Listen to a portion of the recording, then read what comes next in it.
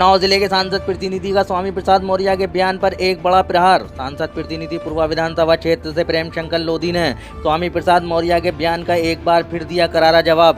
ABL 24 news से संवाददाता हिमांशु शुक्ला की खास रिपोर्ट। देश के साथ पूरे देश में रामचरित मानस की एक चौपाई की टिप्पणी जो है स्वामी प्रसाद मौर्य द्वारा की गई है, पूरे प्रदेश में हलचल मचा रखी है। इस पर आप क्या कहेंगे?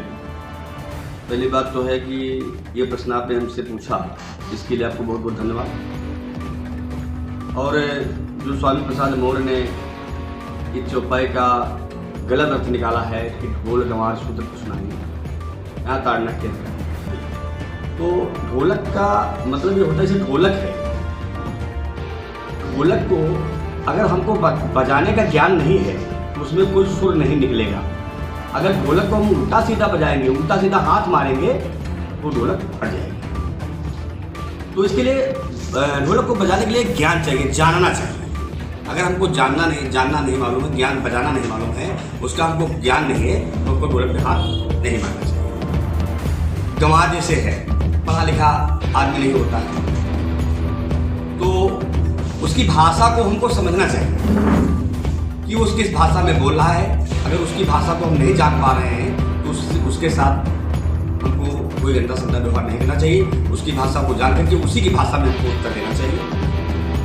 जो हो गया इसका मतलब शूद्र मनुष्य के शरीर में 4 वर्ण है, मस्तिष्क में ब्राह्मण, सीने में क्षत्रिय और पेट में वैश्य और पैर हमारे शूद्र हैं।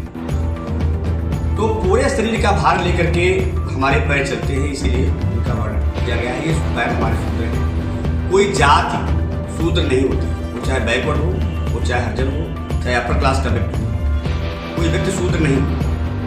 हमारे पैर शूद्र हैं। पशु जैसे है, पशु बोल नहीं पाता है, अपनी भाषा में वो पानी मांगता है, चारा मांगता है। उसकी भाषा को हमको जानना चाहिए, उसकी भाषा को जान करके ही हमको चारा पानी उसको देना चाहिए।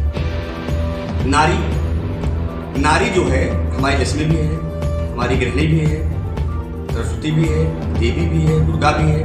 नारी को समझ करके हमको नारी के साथ अच्छा व्यवहार करना चाहिए, ताकि नारी वो जाति है घर को बर्बाद भी कर सकती है और घर को आगे भी बढ़ा सकती है।